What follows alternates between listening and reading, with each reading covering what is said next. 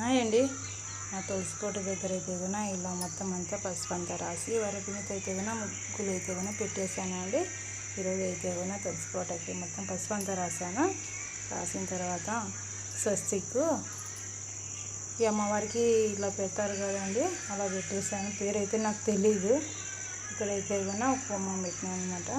పద్మ ముగ్గేసాను. ఇదంతా దీపాలు పెట్టేస్తాను అనమాట.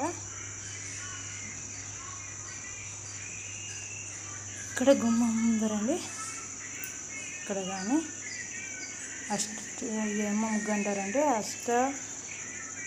ఏమో అండి, అంత గుర్తుకైతే రాలేదు నాకైతే కూడా.